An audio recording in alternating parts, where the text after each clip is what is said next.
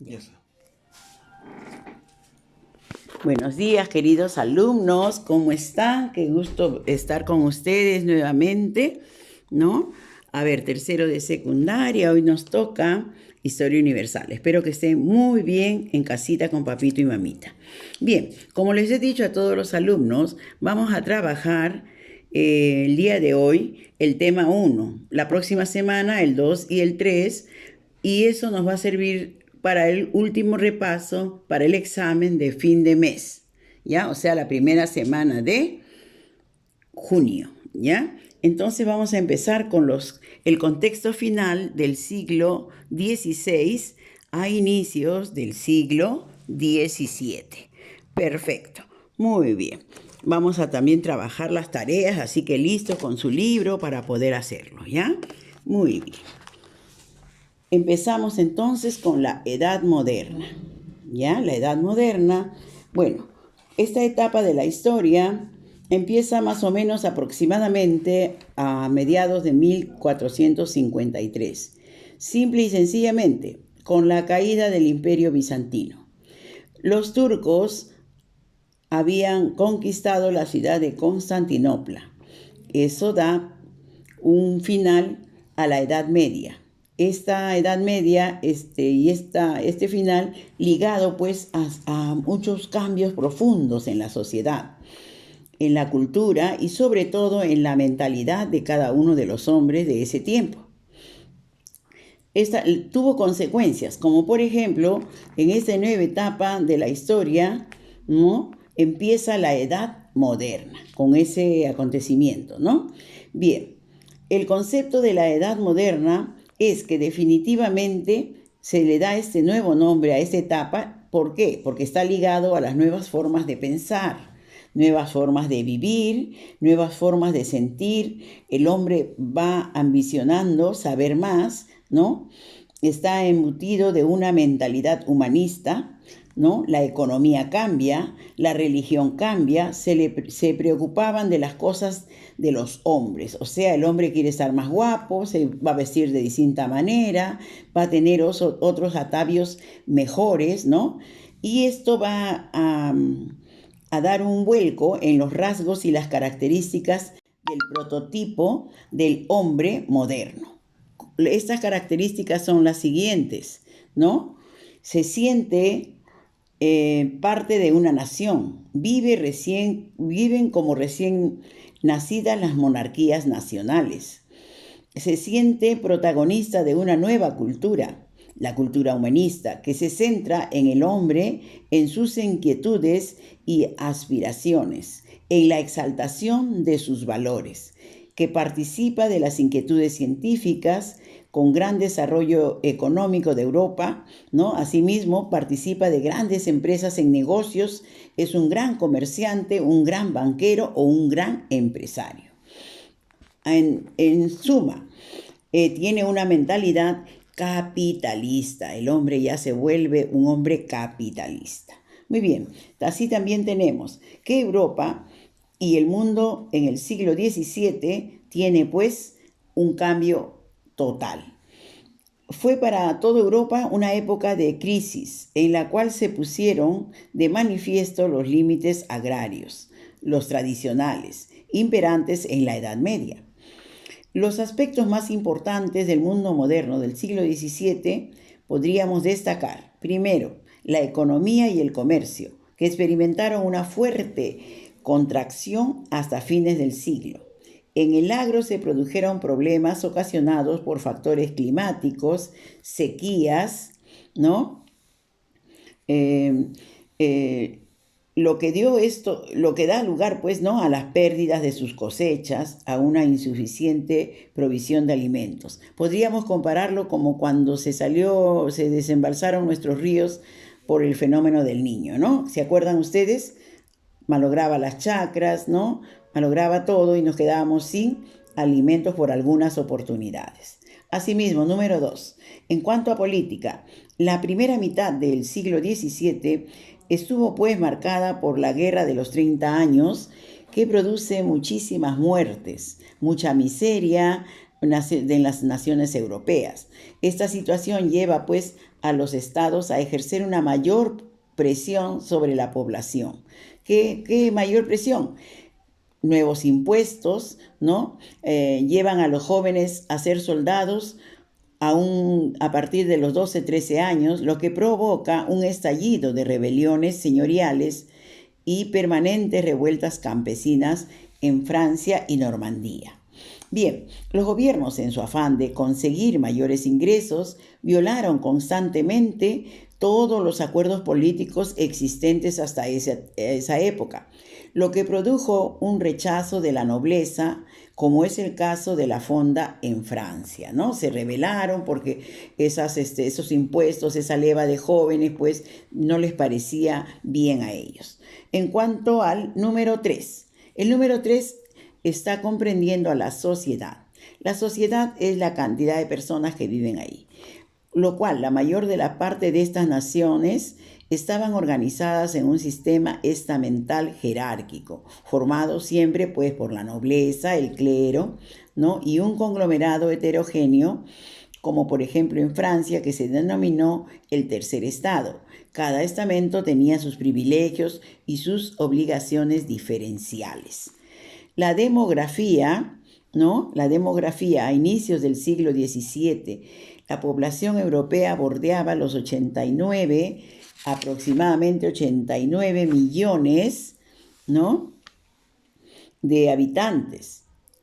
Al finalizar el siglo, ¿no?, casi 102 millones aumentó la población, sin contar con el Imperio Ruso. En contraste con los siglos XVI y XVII, encontramos que en el siglo XVII aparece una época de estancamiento demográfico. ¿Cómo se explica esto? Que por diversas razones y por los impactos en las guerras, por los factores climáticos, las enfermedades, los vaivenes de la economía, acompañado de la salud, quedó estancado, no creció, o sea, no hubo mayor acepción de personas.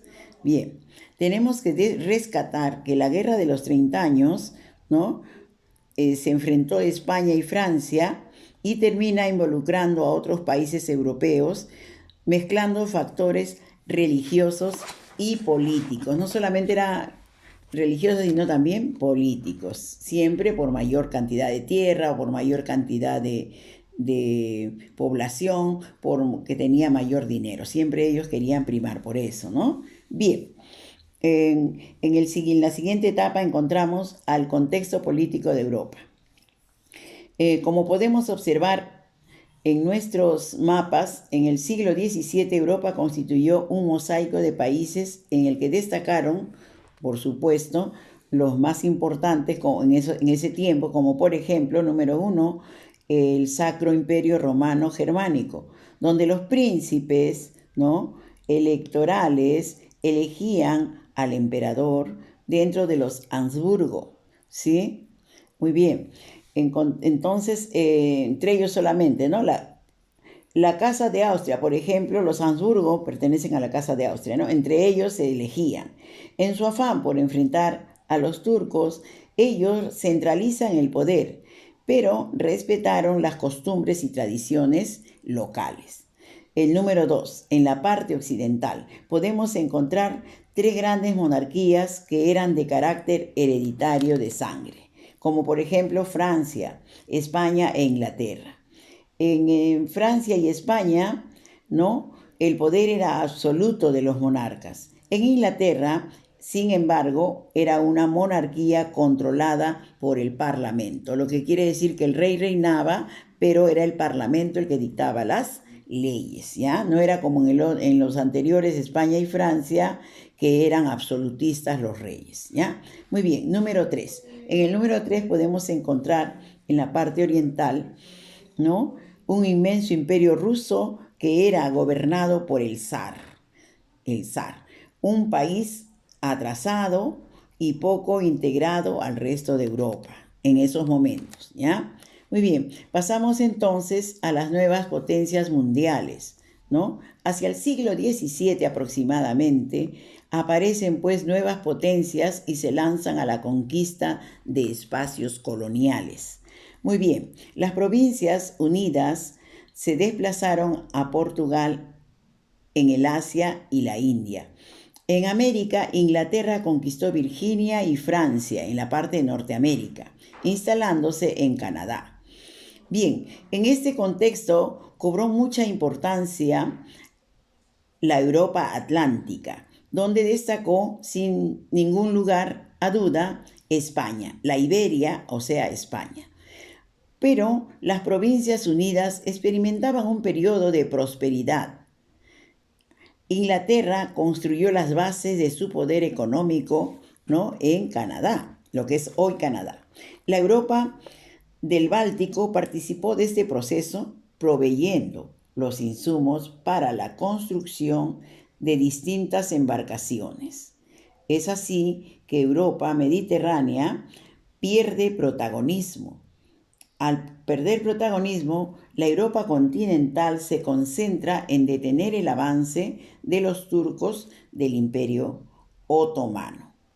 Muy bien, continuamos.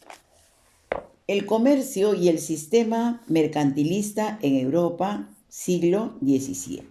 Bien, la mayor parte de las naciones europeas aplicaron las ideas mercantilistas para el desarrollo de sus países y reinos. Entre los postulados destacaron de manera muy importante los siguientes. Número 1, incentivar el aumento de la población como riqueza de un país. Se creía que las guerras y las epidemias habían diezmado a la población, la que era un freno para la expansión comercial. Número 2, incremento de los metales preciosos, que se justificaban por la necesidad de expandir la circulación monetaria y el dinero disponible. Número 3, la búsqueda de una balanza comercial favorable, vender más y comprar menos, ¿no? Esto en lo que es la exportación superior a las importaciones. Número 4, ubicación del comercio y la industria por encima de la agricultura. Número 5, defensa del proteccionismo comercial del Estado a los productos nacionales frente a los extranjeros. Muy bien, asimismo continuamos, ¿no? El mercantilismo estatal. Mercantilismo es comercio, venta y compra, ¿no? Muy bien. Los distintos estados, entonces, regularon el comercio y la industria en beneficio de sus habitantes, pero sobre todo pensando en el interés de sus reyes, ellos siempre debiéndole la venia al rey. Bien, en cuanto a la economía estatal, fue proteccionista. ¿Por qué? Aplicaron impuestos elevados a las importaciones y establecieron derechos de exportación a la salida de materias primas nacionales, eximieron del pago de ciertos impuestos. Quiere decir que había impuesto para comprar y también para vender.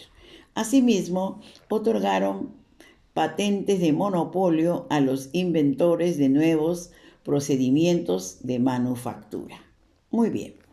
Siguiente, estamos dentro del mercantilismo, ¿no? Vamos a ver cómo se desarrolló en el país de Inglaterra. En Inglaterra se aplica un proteccionismo naval reservado a los barcos ingleses, derechos exclusivos en los mares que rodeaban a las islas británicas. Cuando hablamos de las islas británicas nos referimos siempre a Inglaterra. Muy bien, vamos a ver qué pasaba en Francia. En Francia, dirigida por Colbert, tuvo como eje de proteccionismo los aranceles aduaneros. Aranceles también vienen a ser como impuestos, ¿ya? Igual, aranceles son pagos a la aduana. Las manufacturas protegidas y las compañías privilegiadas de comercio para el Asia y también para América. O sea, había una cobranza, ¿sí? Siempre dejando algo de ganancia para el país. Siguiente, vamos a ver qué pasa en España. Bueno, en España se intentó retener dentro del país la plata procedente de América, procedente de Sudamérica, o sea, la plata nuestra, la plata de nuestro país, ¿no? Ellos todavía intentaban retenerla en su país, ¿no?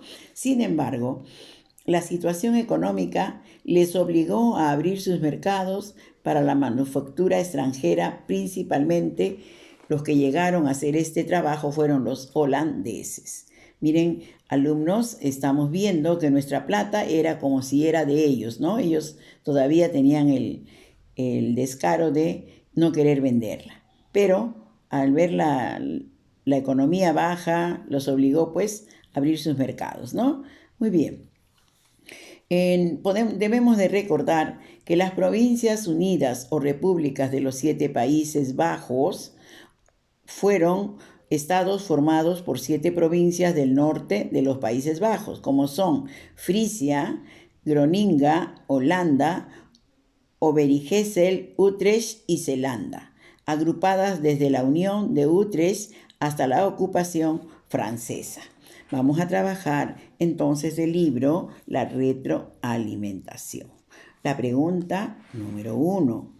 Eso háganlo en su libro ustedes, no olviden de hacerlo, por favor, ¿ya? Ahí tienen en la página 129, retroalimentación. Yo les voy a dar todo resuelto. Bien, ¿qué monarquías existían en Europa Occidental a inicios del siglo XVII? Existían Francia, Inglaterra y Rusia, ¿ya? 3 monarquías. Número 2. ¿En qué consistió el sistema mercantilista? Bien, consistió en la industria en beneficio de sus habitantes y principalmente de sus reyes. Muy bien. Número 3. ¿Qué factores explican el estancamiento demográfico del siglo XVII? Bien, los que explican son la modernidad, las innovaciones, las nuevas ideas, la moda, el uso del avance de la época. Eso es lo que explica el estancamiento demográfico en el siglo XVII, ¿ya? ¿Con qué hecho empieza la Edad Moderna? Bueno, ya hemos dicho, con la caída de Constantinopla, con el descubrimiento de América y con otros aportes que tenemos en la primera parte. Hay que leer bastante, ¿ya? Esa nueva parte, por favor. Ustedes lo van a volver a leer. Muy bien. El número 5. Relacione adecuadamente. Acá tenemos A, B, C y D y las correctas son C, D, A, B. ¿Ya? Muy bien. Continuamos entonces, ¿sí? Con trabajando en clase. Trabajando en clase tenemos ahí el caso del español, ¿no? Una monarquía decadente, que dice que luego de alcanzar su más grande apogeo con el reino de Carlos I y Felipe II, se inicia la decadencia del Imperio Español. Aún así, a inicios del siglo XVII, Felipe III gobernaba España y conservaba casi todo su imperio en Europa, con Nápoles, Milán, el Franco Condado y los Países Bajos era dueño además de un inmenso imperio colonial, sin contar con la unión dinástica con Portugal y su imperio. No obstante, era una monarquía debilitada por un siglo de guerras europeas y arrastraba una pesada deuda. Económicamente, tenía un sector agrario en crisis y una industria atrasada. En el ámbito exterior, su administración tuvo una clara política de distensión, disminuyendo al máximo la participación española en la política europea, especialmente en Francia. Esto contrastó con su política interna, que era poco clara. Vamos a responder a las preguntas. Pregunta número 1. ¿Con qué reyes España alcanzó su máximo apogeo en Europa? Sin duda con Carlos I y Felipe II. Número 2. ¿Qué factores explicarían la crisis del Imperio Español? Bueno, el factor que más marcó fue la ambición desmedida de sus reyes. Número 3. Investigue por qué se denominó Austrias Menores a los reyes que gobernaron España en el siglo XVII. Bien, se denominó Austrias Menores porque lo conformaban los tres últimos representantes con 10 años de diferencia, como fueron, por ejemplo, Felipe III, Felipe II, Carlos I, Carlos II, María Antonieta también ingresa, ¿no? Que era esposa de Felipe IV. Muy bien. En la número 4, menciona a los gobernantes españoles de las 3 primeras décadas, ya los mencioné, Felipe III, Felipe II, Carlos I, Carlos II, María Antonieta, esposa de Felipe IV. Esas dos preguntas tienen prácticamente la misma respuesta, ¿ya? Muy bien, verificando el aprendizaje entonces, verificamos el aprendizaje. La primera pregunta, la llamada Edad Moderna llega a su fin con la caída del Imperio Romano de Oriente, ¿sí? En Bizancio, ¿ya? Según el libro. Yo estoy hablándoles todo según el libro, porque también podemos poner el estallido de la Revolución Francesa, la caída de Constantinopla, ¿no? ¿Cierto? Muy bien. Entonces la letra D. Hacia finales del siglo XVI, pregunta 2, la mayor parte de las naciones europeas se dividían en estamentos. El grupo social menos favorecido en Francia recibió el nombre de clero. Eran los que tenían menos, ¿ya? El clero. Muy bien. O tercer estado, también les decían, pero el clero es el que era el más, el estamento menos favorecido, ¿ya? Número 3. No forma parte de los reinos y naciones de Europa Occidental. El CIR no formaba todavía parte, ¿ya? Número 4.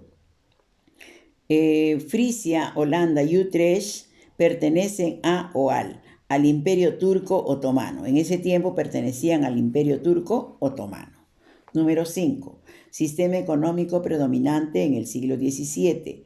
Para desarrollar económicamente a las naciones europeas, ¿qué pasó? Surgió el mercantilismo. Mercantilismo, perfecto. Aplicó un proteccionismo naval reservado a sus barcos derechos exclusivos en los mares que rodeaban a las islas británicas. Nos referimos al país de Inglaterra. Muy bien. La búsqueda de una balanza comercial favorable, vender más para comprar menos, se relaciona con el sistema mercantilista. Muy bien. De los siguientes enunciados, en realidad he buscado una por una y de los siguientes enunciados todas son las respuestas están correctas, porque primeramente están enunciadas por la secuencia de años, ¿no? Y aparte de ello son acontecimientos sí sucedidos, como por ejemplo en Rusia durante el siglo XVII gobernaron los zares, eso es perfecto. Sí, en Inglaterra se dio una monarquía controlada por el Parlamento, es cierto, 1642. Durante todo el siglo XVII gobernaron en España las Austrias mayores, sí, solamente que esta, por ejemplo, fue en 1516 a 1517. En el siglo XVII fue un siglo de estancamiento demográfico, sí, también es cierto. Entonces todas serían las respuestas, ¿ya? Bien, la número 9. Para lograr el desarrollo económico de sus naciones, los estados europeos regularon el comercio y la industria, pensando en el interés de sus reyes, pero por ello llevaron adelante una política económica de tipo proteccionista. Lo hemos visto ya más adelante, llevaron una política económica proteccionista. Muy bien. Pregunta 10. La llegada de los metales preciosos americanos a Europa durante la época moderna provocó un importante cambio económico que ha sido denominado monopolio de los precios. Si en realidad quisiéramos ahondar un poquito más, vamos a ver que el monopolio comercial entre Perú y España era obligado. Y es por ello que España, que está después de una crisis, salir de la dominación de los musulmanes, se queda en una crisis económica tremenda, pero gracias a la plata y a todos los productos que llevaban de acá para España, nuevamente vuelve a reflotar. Muy bien, queridos alumnos, entonces a hacer el libro y mandármelo inmediatamente, ustedes saben, para ponerles su nota, ¿ya? A veces no les pongo más que visto. ¿Por qué? Porque no solamente son ustedes, son 4 o 5 clases que tengo el día viernes, ¿ya, queridos alumnos? Entonces con ustedes será hasta la próxima. Muchísimas gracias. Bendiciones y a seguir cuidándonos, ¿sí?